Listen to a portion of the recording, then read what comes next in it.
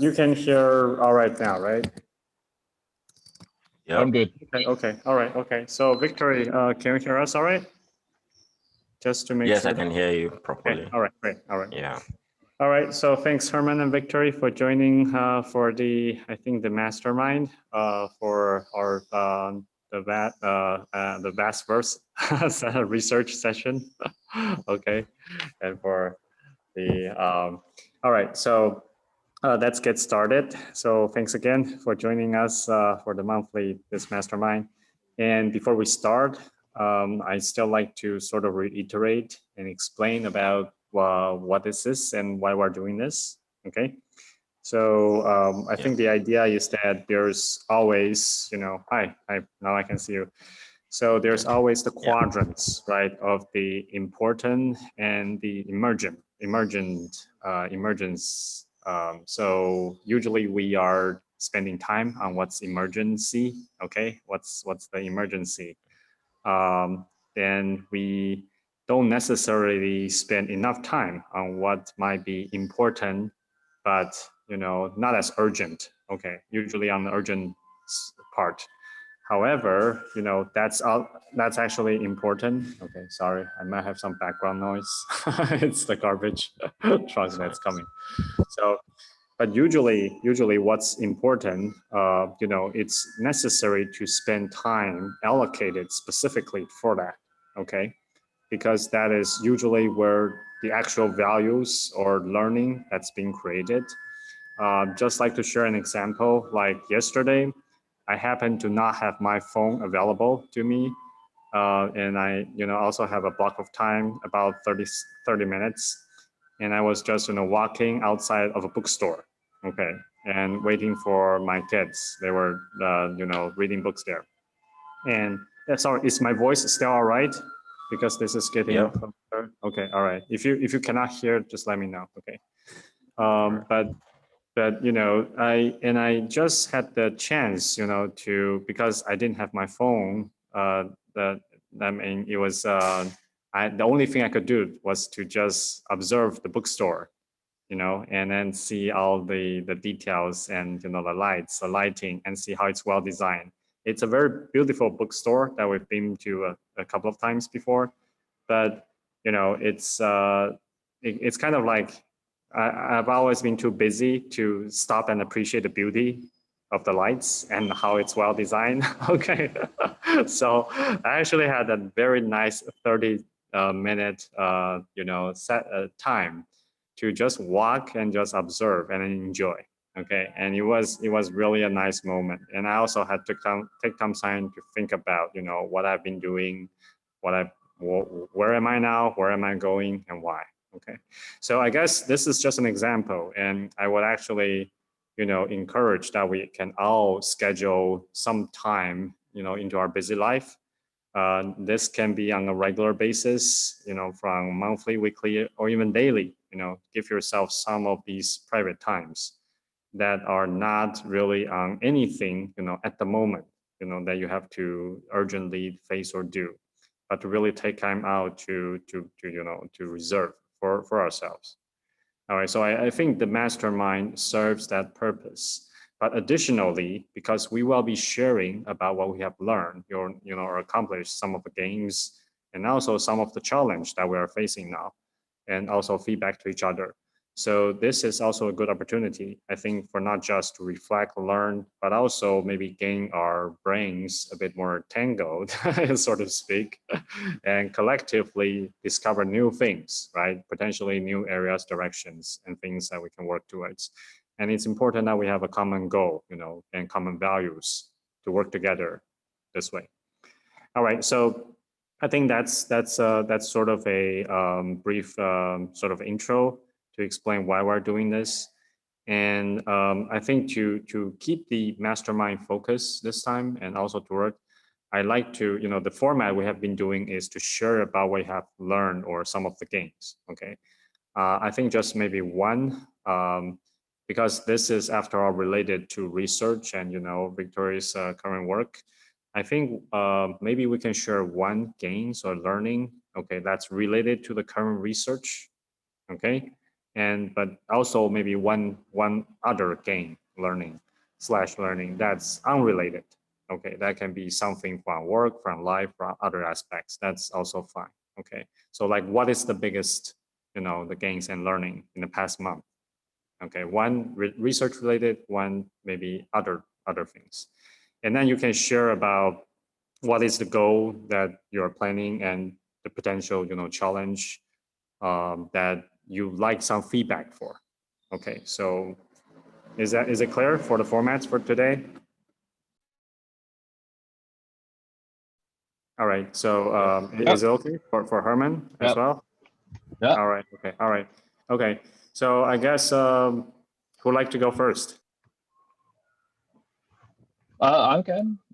So I think the one, if we talk about a research gain, I think that meeting we had with David Thompson I think that was definitely for me a gain, because well, he was still interested. That was good. And the connection between the spatial technology or the spatial internet and the machine learning, I think, was something which was highlighted there. And I think that is useful to build interest amongst the students and amongst the community, to basically say, okay, but you're not doing something else when you're doing spatial internet. It's a critical and key component of whatever else people want to do in machine learning on AI. So I think that for me was definitely call it a research gain, if you want to call it that, in the past month. And then I've actually spoken to the guy running the Marty's machine learning, and he's quite keen that David does a seminar once they get started up again, when the term actually starts. So that was definitely a gain for me. So it was a gain. What was the other thing? A challenge, I guess. Oh no. Other thing would be related to gains, but maybe unrelated to research. It can be work, life, or yeah. And, the kids have gone back to school. That's definitely a gain for me. more peace of mind. Yeah. Okay. Yeah. Okay. So Okay. I All mean, right. it's a bit, what's the word? Bit no, not superfluous. I can't think of the word. I mean, I'm semi joking, but on the other hand, it means the kids aren't actually at home the whole time, so there is more time to focus on. There's less interruptions, which means there's more time to actually focus and get stuff done. So I think that's good. I think a challenge for me in the next month is that the term is starting up again. So that means there's all kinds of other responsibilities that will now start to come to the fore again, and lectures to start and all that. And I've got undergrad, and I've got my new postgraduate students starting as well. So get everyone up and running and up to speed, and keeping all the balls in the air. I think that's one of my challenges at the moment. While still keeping focus on the research and the momentum on the focus. Not as you said, the long-term thing is like, oh, I'll get to it, but this is more urgent and more important now, but keeping that focus there. Yeah, okay. All right. So basically, the semester is starting, and also you need to get things back on track as quickly as possible, right? So that's Yeah. kind of. So all right. So I like to learn more about this challenge though. What is the the specific, I guess, the challenge that's involved in getting things back to order, right? I mean, or So up and running. so I guess it's the one issue is that there's a bunch of new students starting. So it's basically, getting them sorted, organizing whether they need seating in the lab, basically giving them reading material and making certain they have a specific topic that that they can work towards their research. So there's uncertainty there, and getting them up and working effectively. That's kind of the challenge of getting things started. I think the focus challenge is more about, we spoke yesterday about, or Tuesday about the spatial pub sub layer and the Von layer, and basically crystallizing that architecture more, and that's definitely something I want to do in this next month. So that's clear. But now there's all kinds of, and I mean, the dean emails me and says, please do an analysis of the first year data engineering students' academic performance. Right. So and then it's like, or there's these random interruptions which uninterruptible interrupts. I get quite a lot of them. So it's the that's the other challenge that I have at the moment. All right. So seems like it's kind of like you have something that's more strategic, right, and directional, and kind of important for the long term that you'd like to get resource, attention, time, input towards. But all at the same time, there's still the routine stuff. That's that the responsibility and commitments you have to sort of take care of, right? So yes, it's that's kind right. of okay. I see. All right, good. Okay, that I think that's clear, and I think it's pretty general. It's I think we all face that kind of challenge. Yeah. All right. So, but I think to a certain degree, maybe different success, right? In different areas. So that's why we can share. All right. So I think maybe feedback. So Victory, you like to feedback on that, or you can ask questions to probe further. That's also fine. Yeah. So Victor, go ahead. The major comment I probably have is to say congratulations on the kids. Oh. I've been here for some time, fortunately, but yeah. Yeah, I know kids can be work. It's a different case when they're young, but now they're older and they're always needy. So I can, yeah, congratulations. As to the interruption of work, I guess maybe I would also ask you in that question, because I think that's something I also come in contact with a lot. Last year it was a lot, but I sort of was able to manage it a bit in terms of I started rejecting work. Like I basically told people that I was busy. And to say, I mean, it was true. It's not like I wasn't busy. I was quite busy. But then I always felt the need I didn't want them to feel bad, or I didn't want to look bad. But at some point I had to tell people that, no. But then I guess the case is sort of different in your context, because when it's the dean that is asking for something, I mean, they didn't get what he wants. But I think that's more or less my comment. In terms of research and getting the students to sort of get focused, or should I say streamline the process as to getting a topic ready. And I think for that, it's the best. Okay, I don't know, this is me speaking from a personal perspective now. The best thing, I believe, is the conversation. The conversations have to be regular, I think. When I mean regular, not just like, okay, we're talking about research now, like speaking about the big picture in a conversation mode, and then let the students sort of draw conclusions, because I do understand some students have their own interests, so they can sort of connect their interests to the bigger picture when the conversation is broader.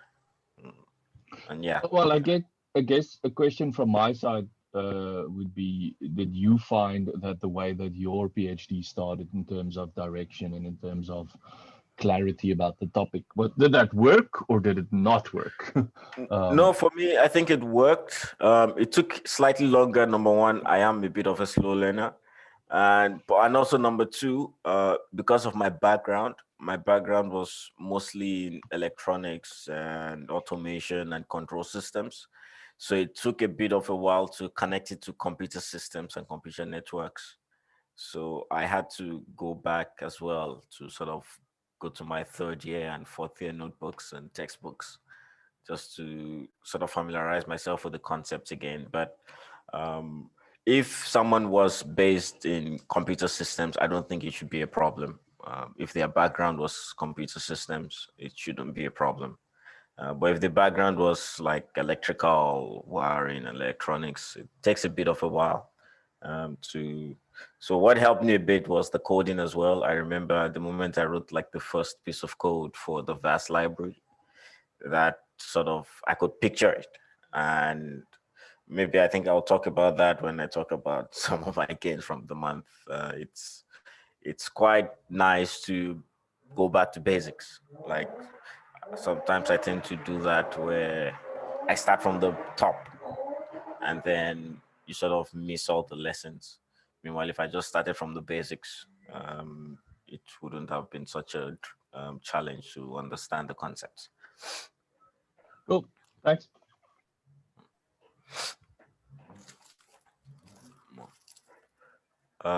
We can't hear you, Shinyan. I think the audio is. Now Oh, it's okay, right? yes. Okay, yeah. I think my microphone is broken. So, all right. So I think Victor probably provided a very good perspective from from the student side, right? I think that's a valuable feedback, and in terms of what works, what don't. Okay, so I guess my my feedback here would is few from my own experience. The first thing is, I don't know if you have any morning routines that you have in place. Like, I don't know, Herman, how does your like schedule look like? But what I've yeah. found, yeah, okay, go ahead.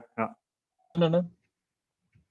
Oh, okay. So what I was trying to say is, actually, what I've learned and been doing in practice in the past, I would say since 2018, was learning the importance of a morning routine. Okay, which is essentially forming habits. Okay, that once they are in because habits are basically things you just do without thinking, right? And if you have really good habits that are in place, that keeps most of the important stuff done, then you are pretty much well set up for the day. Okay, and we all know the day is always throwing challenging things, uncertainty to us, right? Kids, work, work emergencies, and all that.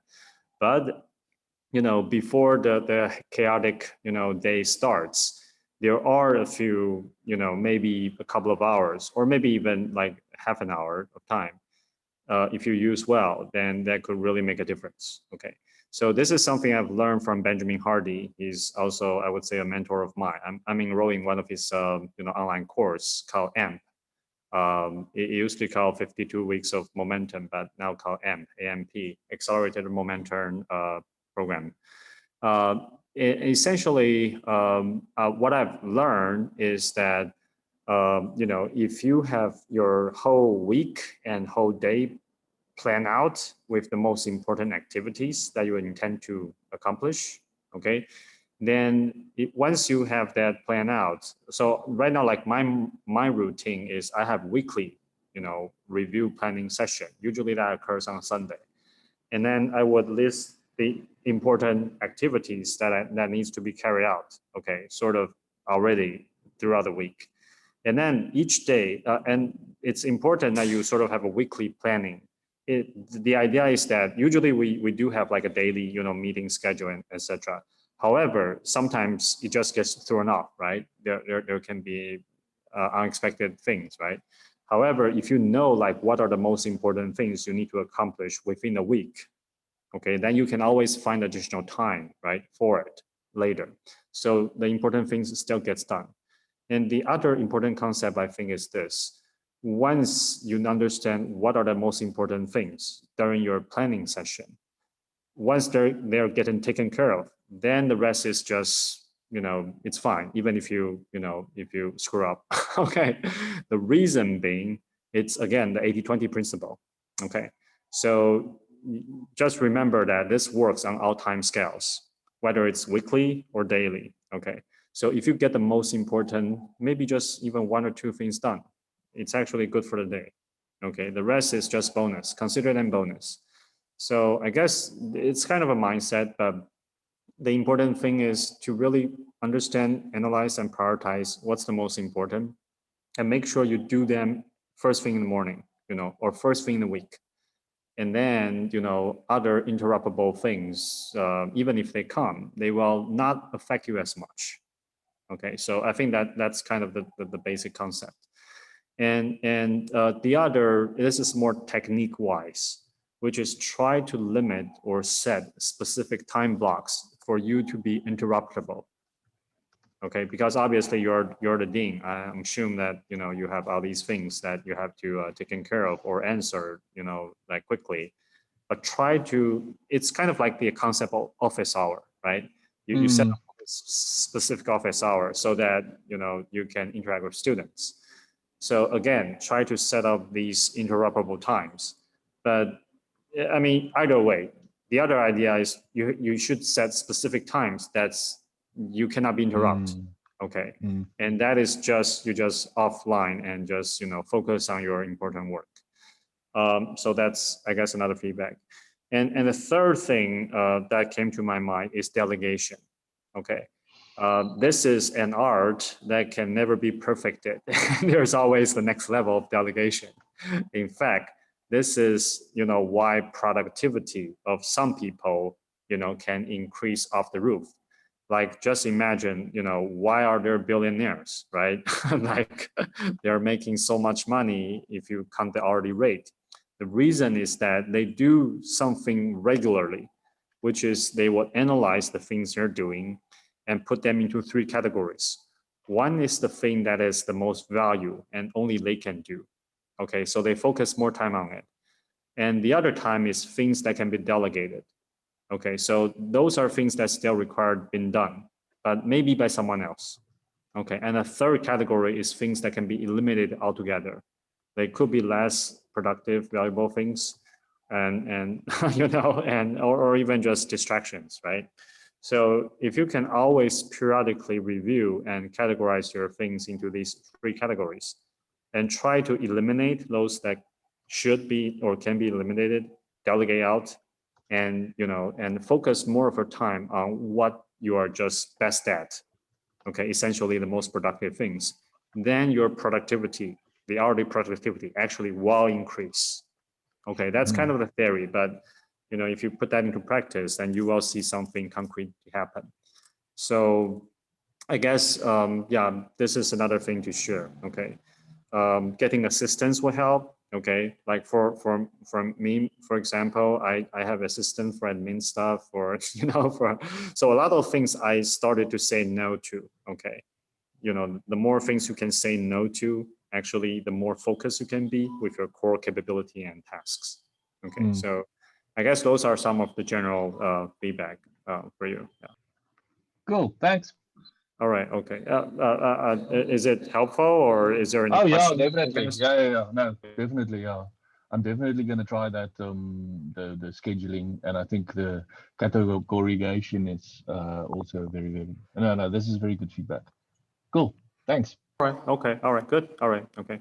All right. So maybe we'll move to the next person then. Okay. Yeah, just so a follow-up question okay. All quickly, right. if you Okay. don't Go ahead. mind. Very quick. You talked Sure. about the morning routine. I have read about that extensively, and I know that there has been good results, and from applying that technique. I've always had the challenge though of how do you do that if you work to like 3 a.m. in the morning?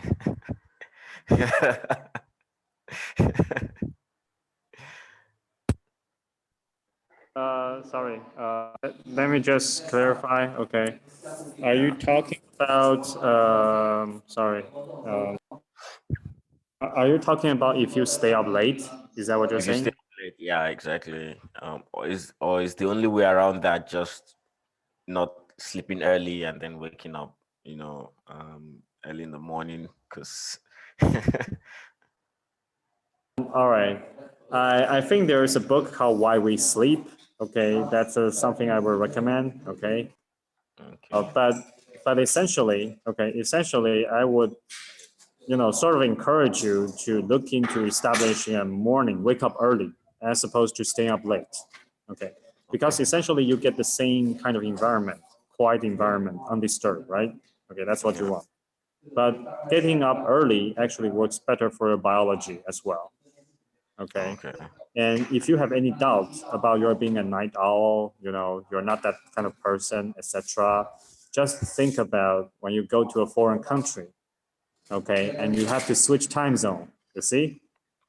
So if you have any experience of switching time zones, then you understand it's perfectly doable.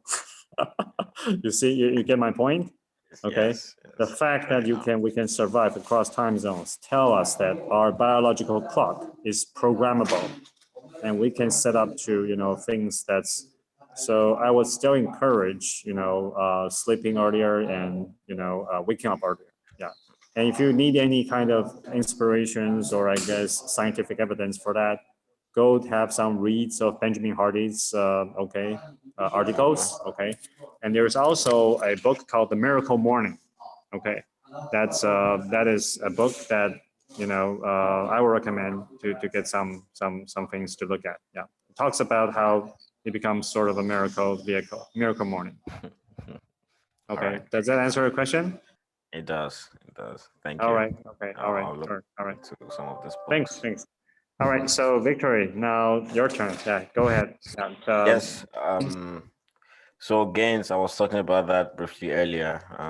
I think one of the things I learned was the importance of going back to basics, especially when doing research.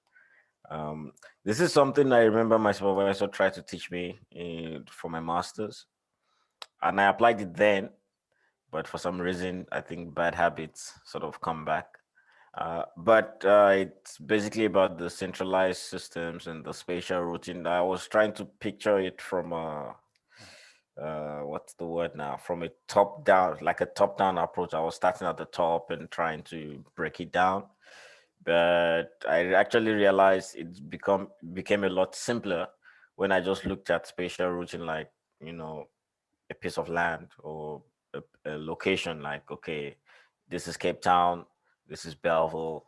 I want to send information from Cape Town to Belleville, and then there's like all these locations in between. What's the best way or what's the fastest way to get that information to the next place? It's simple, straightforward. You know, by doing that, you can even create your own terminology and create your own processes. And but when you look from the top, you get all these papers with all this complicated, you know, I think it was on Thursday that I even made that a lot simpler when we talked about AOIs, because you look at a different paper, they probably have their own terminology. And by the time you look at 4 or 5 papers, you're already confused as to what direction you want to go, you know. So the idea is going back to basics, but it's very important. Um, I don't know if this is more of a gain or what what research takes time. I know it takes time, but sometimes you're looking for shortcuts. But yeah, no, there's no way around it. Research takes a lot of time. It takes a lot of commitment as well. One thing I'm sort of struggling with is I have been struggling to read books for a couple of months now. I think I do have all these books I sort of purchased, but now they are sort of piling up, and I've not had the time, chance to read them because it's almost like there's always something to do. On Saturdays, I always try to take the day off on Saturdays and then continue working on Sundays. But then, like, I don't know. I really don't know how I'm gonna. I'm trying to work around it. Maybe I think I read something about doing maybe 30 minutes every day, but it's almost like the 30 minutes never show up, because when the 30 minutes show up, I want to eat, I want to take a break. So it's a bit tricky. And also I think slightly related. Okay, it is a bit related. My application at Stellenbosch, it's a bit trickier than I thought. I did follow up with I think the Faculty of Engineering to see if they received it from admissions.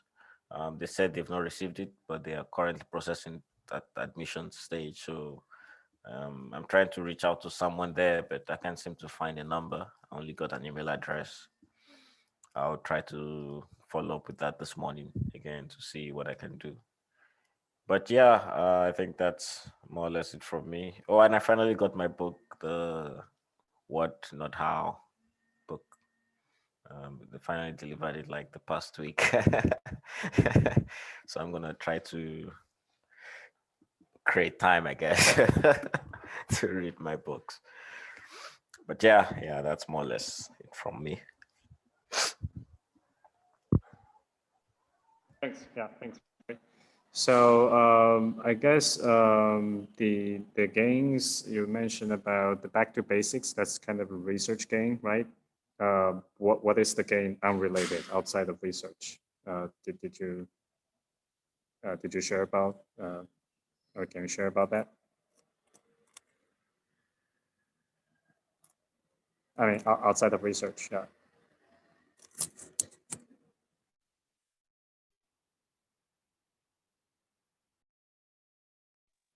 You unmute yourself. You're muted. You're muted. Sorry. Sorry, I was speaking to myself. I think it's more of a emotional, or should I say personal. It's the ability to sort of let things go, where I don't take things as personal as I used to. I used to have high expectations from the people around me, but then I did this whole reading about personality types and all that, and I realized, well, people are who are they're gonna be, and you can't really control their actions. They are not robots where you should expect a certain output at a certain time. You have to make room for that. It made my life much, much, much easier just to let go of human nature. Yeah, that was the big one. That was the big one. I think that's very important. Yeah, for sure, for sure. Yeah. Basically, we cannot change others, but we can change ourselves. That's so. I guess feedbacks for Victory. Herman, you like to start? So, I mean, I found with reading, I mean, I like to read a bit before I go to bed. That's basically I sit Okay. in bed with the iPad and then read. And that's also a way of just getting the whole brain to calm down and to get to sleep. But I found that that's a routine that I have for reading, which helps me, which is a good habit, I think. And then, yeah, so I guess the same advice that Shinyun gave is to have some kind of a reading habit that every Friday evening or Sunday evening, whatever, that's your time that you want to read or maybe in the mornings or something like that. Just remind me that the challenge that you have was that about the emotional. Shunyun is typing something.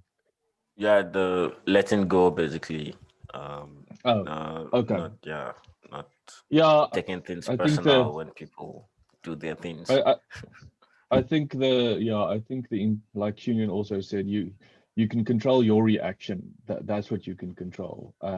It also helped me quite a number of years ago when I learned more about different personalities. And I mean, I had working with a colleague, and I'm also like, I don't like things to change suddenly. So if we had a schedule set out for the next day, then that's what we do. We agree to that type of thing. But that's a certain Yep. personality type.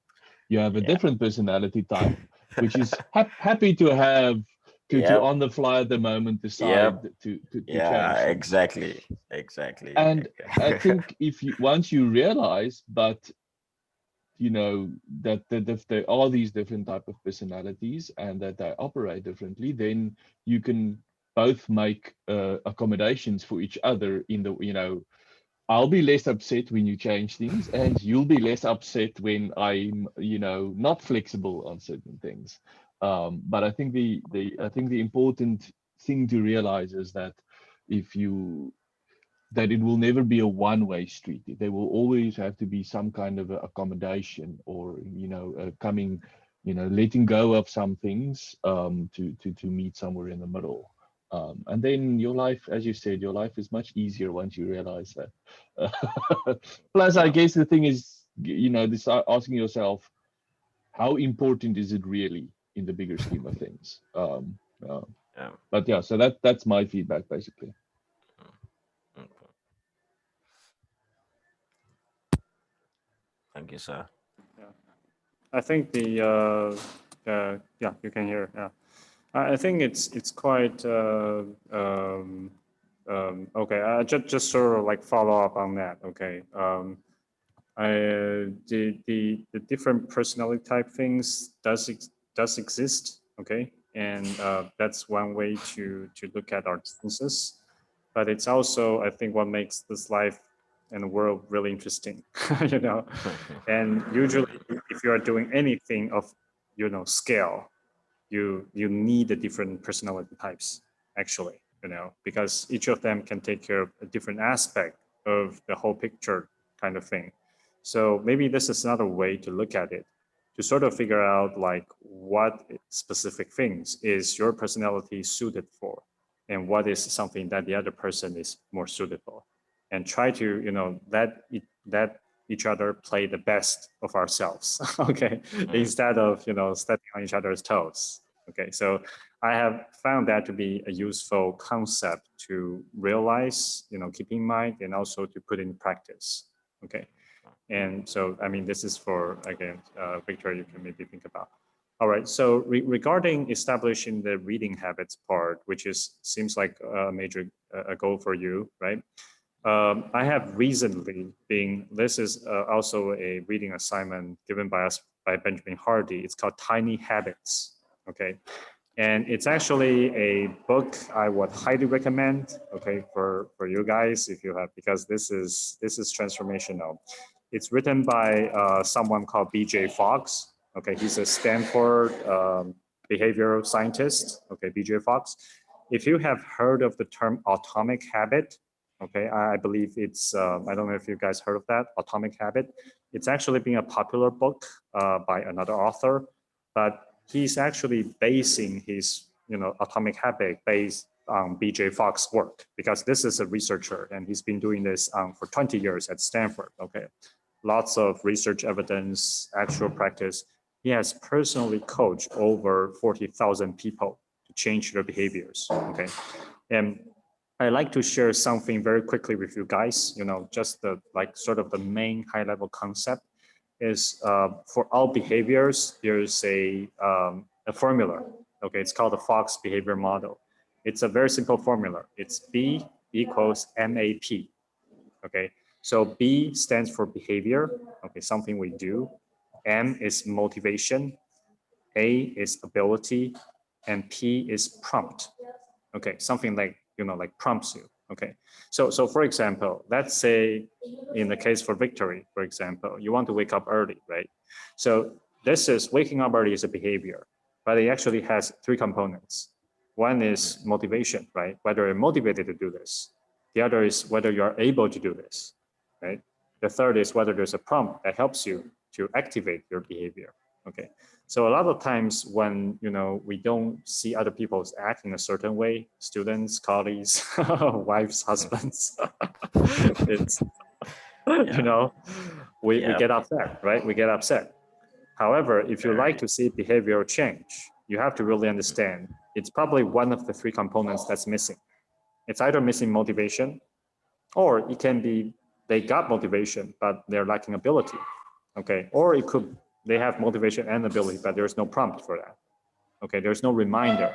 Okay, so that is why like some SMS, like reminders, alerts, they are helpful, alarms, right? These things, they are the prompts. Okay, and one thing is you can think of this as two axes. Okay, the vertical axis, okay, or the y-axis, you can think of this as the motivation, okay, and the y can be, so this goes from high to low, right? You have highly, like on the top is highly motivated, and it's low motivation, right? Okay, and the other x-axis you can think of it as ability.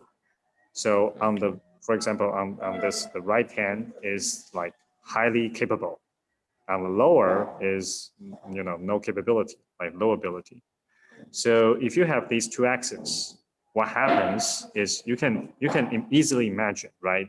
And the behavior will occur if you are high in motivation, right? And you're also high in ability, right? Let's say you are a marathoner, you're very good at, running. And then there is a charity event, where you can raise millions of dollars just by running once, right? So you like to help, right? This will be easy for you, you see, because you're high in ability, you're high in motivation. So this click, right? This will happen easily, right? On the other hand, let's say if you are, you are not a marathoner, not even run, or not even jog, like you're maybe a bit overweighted, okay, obese, and also, okay, it's an event that is it's just to let's say, I don't know, your a colleague you did not like ask you to do that, to jog with him, right? Okay, so there's no motivation, no ability, this doesn't happen, right? Okay, Yeah. And you can then draw a line, actually a curve. It's called the action line. Okay, so this action line basically tells you that if it's above this action line, then behavior happens. If it's below this action line, then nothing happens. So tiny habits is essentially the art of how do you actually make things really, really small so that it becomes very easy to do. Okay, give you some example, like for BJ Fox himself, he wanted to exercise. So what he did was he wanted to do push-ups, but it was kind of hard and he doesn't have time, right? So he sort of coupled this with another routine that he does, which is going to pee, okay, in the bathroom. Okay, so every time after he pees, he just do 2 push-ups. Okay, not much, just 2. Okay, so this becomes very easy, and he has a prompt, which is something he already does. He goes to the toilet, right, every once in a while, every couple of hours, right? So there's a prompt. He has motivation, right?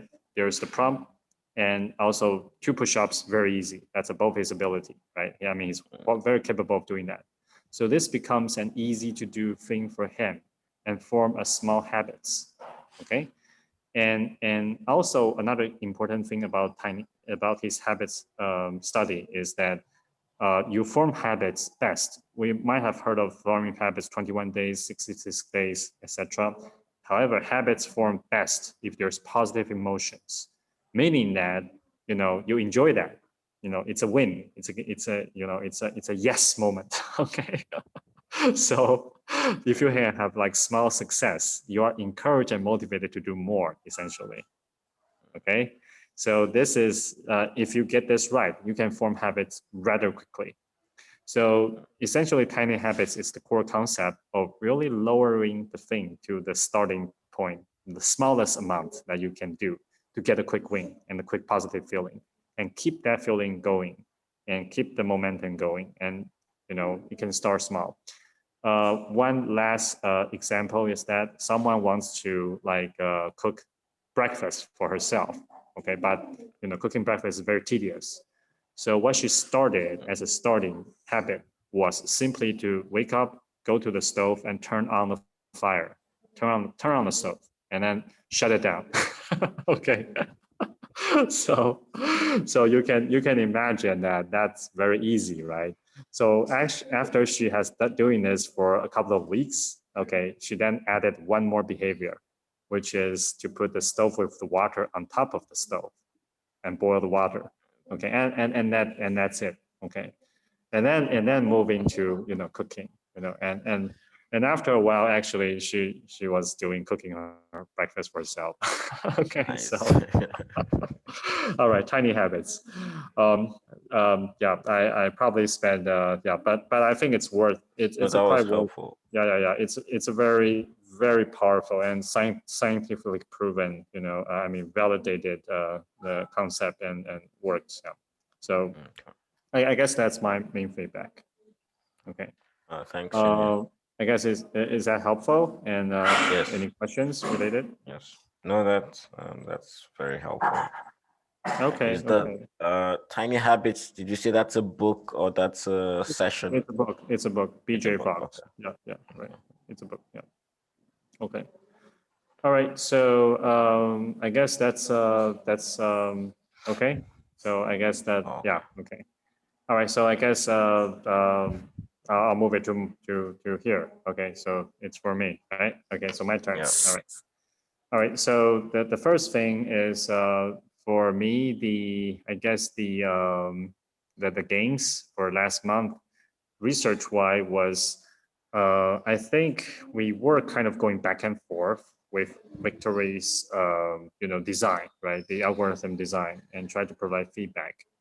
And I think eventually I realized a lot of the times it's just some high level core concept that needs to get across. Okay. And once you have that core concept correct or ready, then the rest follows, sort of. Okay. But on the other hand, if the core concept is still somewhat not there, right, or incorrect, then you will like maybe continuously face some issues. Okay. So I kind of feel that there were a couple of core concepts, like for example, like in the pop-up paradigm, right? The publisher and the subscriber, they don't have to know each other. Okay. That is actually a kind of a core concept. And I think if you once you get that, then you will see and realize that a lot of the things in your design or algorithm or pseudocode may not be necessary or can be removed, right? So that to me, I mean, I guess from a sort of a feedback or sort of a coaching perspective, this is something I learned, is that rather than to like provide feedbacks on what to do, maybe it's more important to try to understand what is your core assumptions first. Okay. And see if there's any issues there. Okay. Because if the core assumptions are correct, then things will flow, naturally and correctly, and vice versa, right? So I guess that's one of the things I've learned, and I would say that it's hopefully this will become helpful for Victory. Okay, as we're continuing. Okay, so that's one of the gains and learning. And outside of the research part, well, this last month has been again, like Herman, the winter vacation for us. So also the Chinese New Year. So I was in winter vacation mode and spending a lot more time with our kids.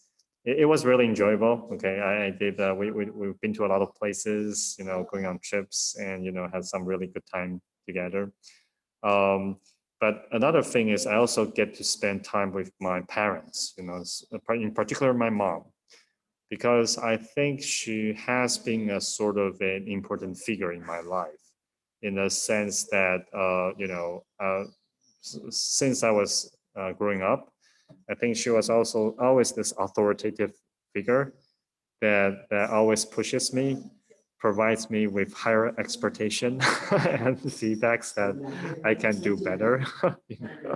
There's always the next step. Okay, so I feel kind of always being not doing enough, or not being acknowledged enough, and always wanted to do more. Okay, but this new year, actually, I had a day and a half really like with my parents, and to have some really deep conversations. And I came to realize that actually not really. She wishes me the best. Okay, and it's not that she's not satisfied with me. It's just that the way she expressed certain things, when heard by me, it's perceived, I would say not as what she intended. Okay, so this maybe goes to, Victor's previous comment about different personality types. But I think in the communication modes as well, So once I really try to understand like what she intends to mean, as opposed to what I, perceive from her words, and I recognize there's a gap, I can much start to appreciate it much more, like she really cares for me.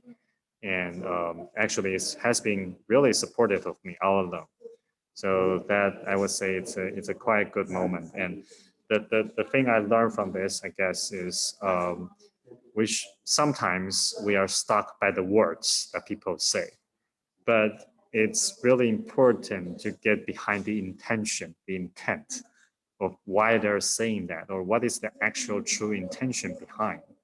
And if we are curious enough and we probe enough and ask questions enough, clarify enough to get to the real intent, I think maybe a lot of the times we may not be feel as frustrated or angry at the other person.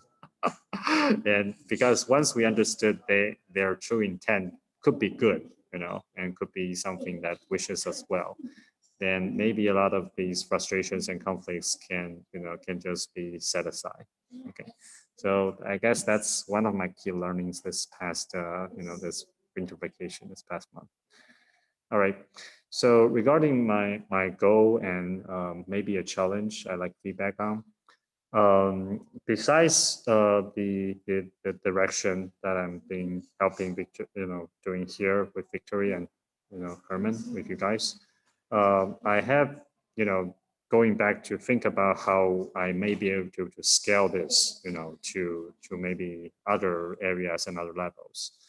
And part of this is I recognize that this kind of research could be useful for students, okay, and also to sort of can also combine with what I do in the startup world, and I do see these related.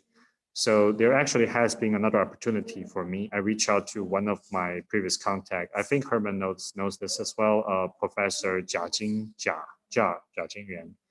I think I might have shared this linking with also with David. And he actually has been a graphics expert that's been doing 3D streaming, which is actually my PhD work. But I was doing at the network part. He was doing the graphics part. So he has this whole research team that has built, that has tried to optimize how to stream 3D graphics on the web, like faster, easier, and so they have developed 3D engine that works in web browser clients, how to make the model smaller, So for example, a 2 gigabyte of building model, they can just transmit in less than 20 seconds and show it on the web browser. Okay, that's what they have done. And I might start to work with them in the near future, maybe even next month, next semester, to also coach some of their students there. And I think depending on what this can be in the format of a class, and it's different from what's happening here. I mean, right now it's just Victory, PhD student, and one person, right? They're on their side, it could be like a whole class of students, and to undergrad level, all the way to undergrad level. And it's China, and he lives in Shanghai, and basically a lot more students. Okay, and but obviously there can be a lot of different levels. So I am still yet sure what would be the best way to kind of get involved and coach them. What I'm interested is to sort of adapt and apply this agile research approach to to different areas, and to see how we can be able to help the students to get real work done faster, more effectively, and also maybe in the future move towards industrial applications, okay, to maybe the startup world or the startup aspect. So I guess this is something I'd like to maybe seek some feedbacks and opinions as to what might be a good approach in this circumstance. And I also like to hear if you guys think there's any overlapping or cross fertilization with the work we do here. Okay, because obviously, like one of the things they are doing is buildings. There's an area called BIM, building, I think, information modeling, and so it's basically 3D models for buildings that can be even to not just single buildings but multiple buildings, to even like an entire city. Okay. I mean, they are working on areas in that kind of applications, the more quote unquote serious applications. So yeah, I guess any feedback would be appreciated. Thanks. Cool. So I seem to remember you had someone at the first MMVE giving, or the one which was in Chinwandao. There was a guy giving a talk about the 3D streaming and the engine, and I suspect it's the same guy. That's the guy. That's the guy. Okay, So cool. yeah, in China. So Herman, you were there, right? Yes, yeah. I think he actually gave maybe the You get the keynote or one of the keynote, speech. That's right, yeah. That Right, was the right. I keynote. think the keynote. Yes, Yeah. that's the guy. That's the guy. Yeah. Yes, yes. That was quite That's interesting, Professor Jia. Yeah. So Okay, so you cool. actually met him. Yeah, you actually met him. Yeah. Yeah, In person. yeah. And Yeah, I yeah, remember, so when we were in Taiwan, I also remember there was another person there from computer science in France who was also doing 3D streaming or graphics or something like that. So I think it's definitely relevant. I think the things which are going to be tricky if you try and scale it to a whole class is, well, okay, I think there's a couple of aspects. The one is, I think the undergraduate students might have different expectations or needs in terms of what they need coaching about. And I guess the tricky part there, and I think your other problem is gonna be you're not gonna have the one-to-one type of interaction necessarily with those students, especially. I mean, I don't know if a big class is 30 people or is it like 300 people. I think 40 to 50 people. 40 to 50. Yeah. okay, so it's still in a manageable type of size. I think the moment it starts growing beyond that, I think that's when things start to get more tricky. So I think I think managing the interactions with the students or the coaching offer. I mean, I think it's going to be more easy if you kind of give a lecture or a presentation or something which is more one-way type of thing. I think the tricky part is going to be when you want to interact with them, which is sometimes where some of the most value comes from in the coaching. So figuring out how to do that at scale, I think, is where the tricky part is going to be. But I mean, if you figure that out, moving that to industry, I think, is going to become much easier, because I think applying it to industry, solving the scaling problem, I think is going to be some of the tricky things. But I think when you talked about the building information, the BIM, I mean, that fits nicely in with the whole spatial web and spatial technology and IoT. I mean, that's the whole, if you want to do a, what do you call it, digital twin, there's the building information. Now you just need to add the sensors and all that kind of cool stuff. Yeah. So, yeah. So I think the trick is going to be the interaction and how to do that properly. I think that's the key thing to solve. And I don't necessarily have a good good suggestion for how you can solve it. But yeah, it's more of, I think that's going to be the tricky part. Okay. All right. Thanks. Yeah, that's helpful. Okay. So I guess if there's any feedback on where to look for or successful experience, I guess anything that came to your mind or some. I mean, so what we found with the so I think that's the reason why the MOOCs were less successful, the massive online courses, right? Because they're very effective at providing the information. But if you just had the student asking questions on forums, then the problem that you ran into is that either students, it was just too much information to process for a single individual. So you would need a team of people to help with the coaching, or the students would lose interest, and then because they didn't get feedback soon enough. What we did find with our online teaching last year is that having some kind of a live chat for the students to interact, like Slack or something like that's quite useful. I think the other issue is sometimes the students would like coaching with stuff that they don't want the rest of the students to know about. So they say there must be some kind of a, not anonymous, but a private way of getting coaching help. I think that's going to be something that you're going to have to set up with. And I think the important part is you're going to have some kind of, either in smaller groups, having some kind of a live interaction, whether that's via chat or via like sessions like this or something. Yeah. So it's like the main feedback is the interaction is the important. That's the challenge mainly. Yeah. And you know, we might need to have some kind of teams to involve, right? So I mean, obviously, if it's just to me, one person, then that may be difficult to work out.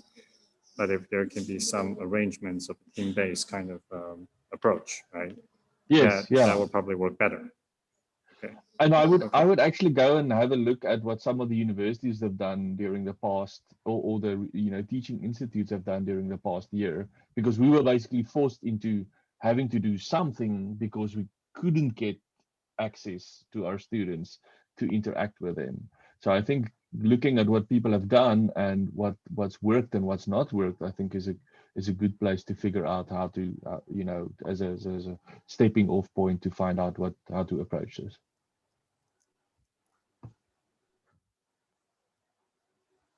All right, thanks. So yeah, so Victory, you have any feedbacks for this, or any, I guess, probing questions you'd like to ask? Think of, but then I think it sort of goes without saying. Maybe perhaps also have like a curriculum, but I'm guessing you would already have that, where you sort of have what you want to talk to them about. You also want to give them the curriculum to sort of prepare them before their classes, and to sort of know what the whole class is about.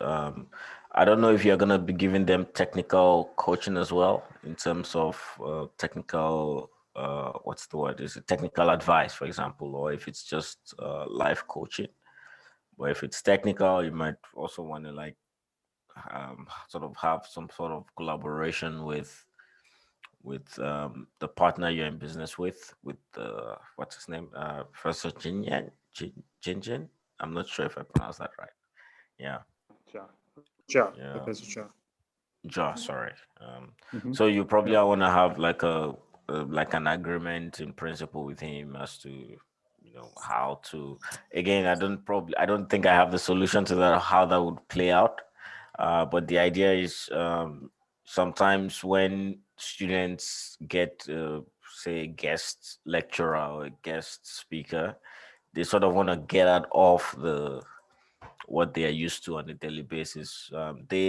To a certain extent, I think students look forward to it, so the interest is already there by default. So and I guess that's where the engagement now plays a big role to sort of keep them interested. Engagement, yeah. Right. Okay. So you're saying that probably the interest is there, and what I need to work more on is maybe to work with the collaboration with some partners there that can help with on the technical aspect, right? Exactly. And also provide, I guess, a clear curriculum. Is that what you're saying? Yeah. That's So usually what students will appreciate more, right? Yeah. Okay. Know what to expect. Okay. Know what to expect. Yeah. Okay, thanks. All right. So I think in the beginning I had a more sort of, because I've not really taught, so to speak, I guess a settings like this. Although I mean I've taught class in the past in university when I was a grad student, but I think we are trying something different, more hands-on, more project-based, research-oriented. It's not really like teaching a course. It's really about doing projects and get things done, okay?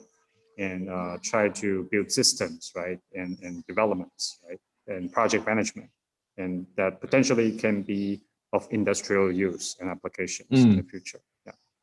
So, and, all right, thanks. So, I mean, I definitely will keep you guys posted as well. Okay, updated if there's any updates on that front, because I do believe, you know, it's kind of interesting because we're working on the networking aspect and also spatial, right? And they're working on sort of the graphical aspects and also spatial because yes, you were right.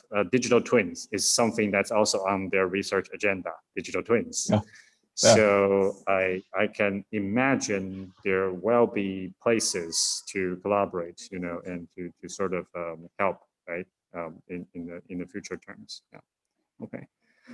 Cool. All right. So I think thanks that those are valuable feedback. Okay, that helps a lot. All right. So I guess maybe we should wrap up this session. And maybe let's do so by again sharing one thing that you have learned and one thing you plan to do. Okay, you know, just one thing. Okay. So Herman, would you like to start? What is the biggest thing takeaway from today's and? I've learned it's good to have a established morning routine. And what I'm going to do is I'm going to have a weekly and a morning planning session so that I know that the important things gets done.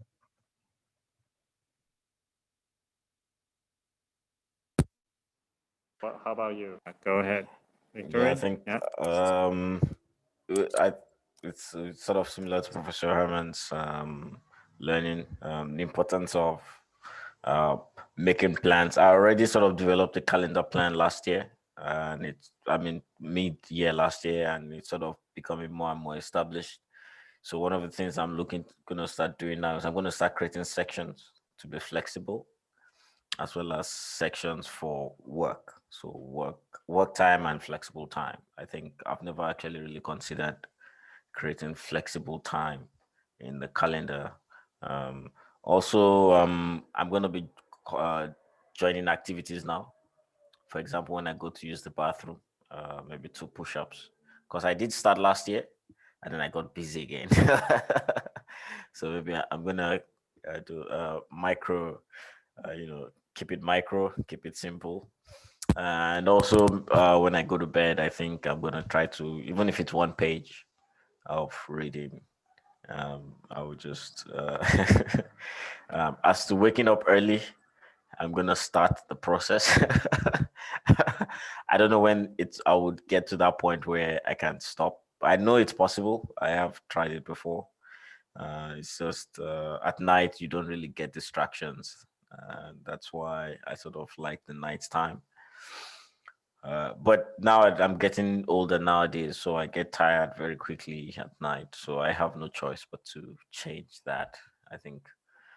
So I'm going to look to changing the sleep pattern such that I can sleep early and wake up early. Yeah. All right. So I guess for me, the one thing I learned today is we all share the same challenge of doing the important. Okay. So I think it's worth reiterating this time and time. And the one thing I would like to do is to design the curriculum, okay, beforehand, and maybe have it more structured. This is something I knew it's one of the things, but now I believe this will be the important thing to do. Yeah. Okay. So I think probably before my work coaching with them starts. Yeah. Okay. All right. So I hope this has been helpful to you guys. And, you know, as always, we should keep the momentum going and we can follow up next month. All right. Okay. All right. So thanks, Herman and Victory. And I guess I'll see you next week on Tuesday then. All right. Yes. Thanks very much. All right. Cheers. Yeah. Take care. Yeah. Cheers. Bye-bye. Enjoy your Cheers. day. Cheers. Bye-bye. Bye. Yeah, bye-bye.